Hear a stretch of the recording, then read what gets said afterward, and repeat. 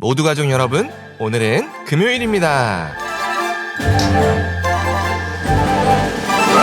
구약을 보면 긴 머리를 자랑하는 두 명의 사람이 나와요. 한 명은 삼손이고요, 한 명은 압살롬이에요. 그런데 삼손과 압살롬은 머리 때문에 운명이 엇갈립니다. 삼손은 머리를 잘라서 죽게 되고 압살롬은 머리를 자르지 않아서 죽게 됩니다. 참 흥미롭죠? 어떻게 된 걸까요? 그 답이 바로 오늘 본문에 있어요. 그래서 오늘 묵상을 잘 들어보시면 우리 안에 있는 압살롬의 머리가 무엇인지를 아실 수 있을 거예요. 그러면 오늘도 묵상에 잘 참여해 주시고요. 꼭 댓글로 무엇을 느꼈는지를 나눠주세요. 그리고 이 묵상을 나눴으면 하는 사람에게 공유해 주시고요. 오늘도 좋아요와 구독 잊지 말아주세요. 아셨죠? 그러면 오늘 본문인 사무엘하 18장 듣고 올게요. 제18장.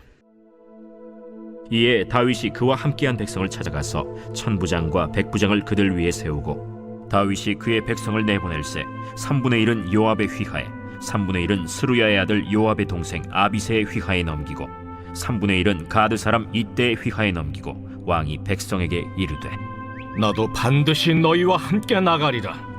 백성들이 이르되, 왕은 나가지 마소서.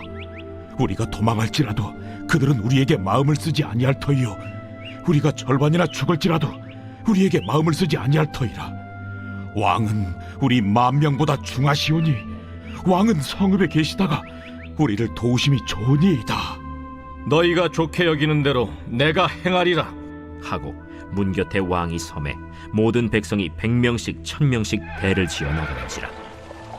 왕이 요압과 아비새와 이때에게 명령하여 이르되, 나를 위하여 젊은 압살롬을 너그러이 대우하라 하니, 왕이 압살롬을 위하여 모든 군 지휘관에게 명령할 때 백성들이 다 들으니라.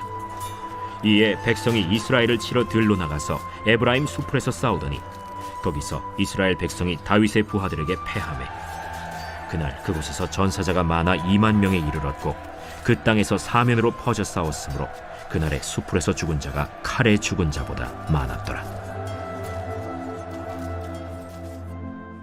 압살롬이 다윗의 부하들과 마주치니라. 압살롬이 노새를 탔는데 그 노새가 큰 상수리나무 번성한 가지 아래로 지날 때 압살롬의 머리가 그 상수리나무에 걸리매 그가 공중과 그 땅 사이에 달리고 그가 탔던 노새는 그 아래로 빠져나갔지라.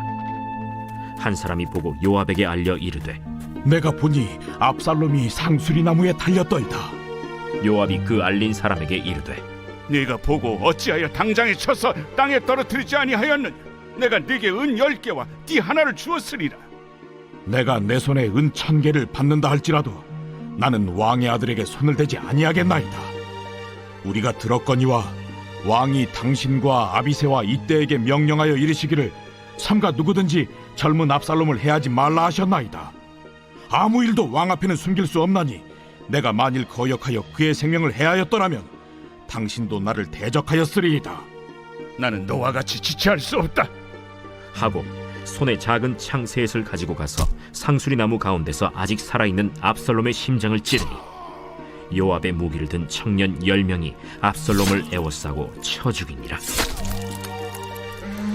요압이 나팔을 불어 백성들에게 그치게 하니 그들이 이스라엘을 추격하지 아니하고 돌아오니라. 그들이 압살롬을 옮겨다가 수풀 가운데 큰 구멍에 그를 던지고 그 위에 매우 큰 돌무더기를 쌓으니라. 온 이스라엘 무리가 각기 장막으로 도망하니라. 압살롬이 살았을 때 자기를 위하여 한 비석을 마련하여 세웠으니 이는 그가 내 이름을 전할 아들이 내게 없다 하고 말하였습니다. 그러므로 자기 이름을 기념하여 그 비석에 이름을 붙였으며 그 비석이 왕의 골짜기에 있고 이제까지 그것을 압살롬의 기념비라 일컫더라. 드디어 다윗과 압살롬의 전면전이 시작됐습니다. 그렇게 출전하려고 하는데 다윗이 특이한 부탁을 합니다. 바로 자신의 아들 압살롬을 너그럽게 대해달라는 부탁입니다. 한마디로 죽이지 말아달라는 부탁입니다. 그런데 하나님은 이미 압살롬을 치시기로 작정하셨습니다. 그래서 전쟁 중에서 죽은 사람 중 칼에 맞아 죽은 사람보다 지형 지문에 부딪혀서 죽은 사람이 훨씬 많았습니다. 산에서 굴러떨어지거나 바위에 부딪혀서 죽은 사람들이 많았던 거죠. 그렇게 이스라엘 군대는 다윗의 군대에 패합니다. 그리고 압살롬도 수치스러운 죽음을 맞이합니다. 압살롬은 자신의 자랑인 긴 머리를 휘날리며 용맹하게 전장을 누볐습니다. 그러다 긴 머리가 나뭇가지에 감겼습니다. 그런데 타고 있던 노새는 그대로 앞으로 달려갔습니다. 그래서 압살롬은 나무에 대롱대롱 매달려 있었습니다. 그 모습을 다윗의 병사들이 발견합니다. 그런데 이미 다윗이 압살롬을 죽이지 말아달라고 부탁한 상황이어서 그 누구도 압살롬에게 손대는 사람이 없었습니다. 그래서 그 상황을 요압에게 전했습니다. 그러자 요압은 망설임 없이 압살롬에게 다가가 압살롬을 죽였습니다.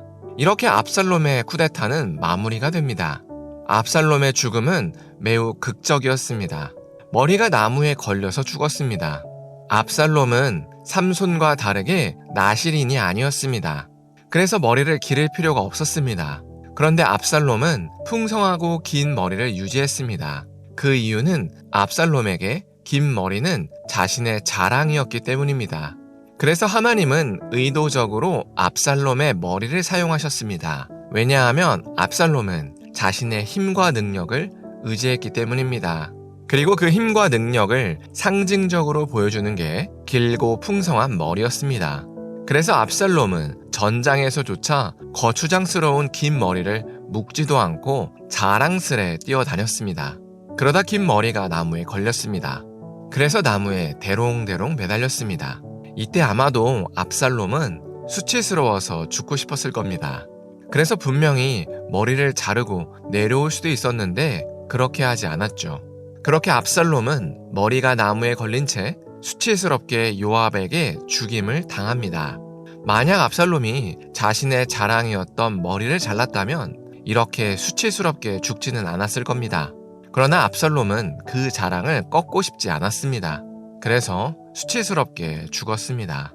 이처럼 우리가 우리 스스로를 낮추지 않으면 하나님께서 우리를 낮추십니다. 그래서 교만은 무섭습니다. 교만은 결국 우리를 부끄럽게 만듭니다. 그래서 우리 안에 있는 압살롬의 머리가 무엇인지를 찾아야 합니다. 압살롬에게 길고 풍성한 머리가 자랑이었듯이 우리에게도 우리가 자랑하는 압살롬의 머리가 있습니다. 그래서 그 압살롬의 머리를 잘라야 합니다. 그리고 하나님을 우리의 자랑으로 삼아야 합니다. 그렇지 않으면 결국 압살롬이 머리 때문에 수치스럽게 죽게 된 것처럼 우리도 하나님 안에서 부끄러움을 당하게 될 겁니다. 그래서 우리가 오늘 하루를 살 때 우리 안에 있는 압살롬의 머리가 무엇인지를 돌아봤으면 좋겠습니다. 압살롬의 머리는 우리가 다른 사람보다 낫다고 여기는 근거들입니다. 그래서 그 압살롬의 머리들을 잘라내시고 하나님으로 자랑 삼는 하루를 보내시기를 소망합니다. 기도하겠습니다. 사랑의 하나님, 압살롬의 죽음을 나눴습니다. 압살롬은 길고 풍성한 머리를 자랑했습니다. 어찌나 자신의 머리를 소중히 여겼던지 전장에서조차 묵지도 않았습니다. 그래서 그 자랑 때문에 수치를 당하고 죽었습니다. 하나님, 우리 안에 있는 압살롬의 머리가 무엇인지를 알게 하여 주시옵소서. 그래서 우리가 그 자랑을 제거해서 압살롬처럼 수치를 당하지 않게 하시고 오직 하나님만을 자랑 삼을 수 있게 하여 주시옵소서. 예수님의 이름으로 기도합니다. 아멘.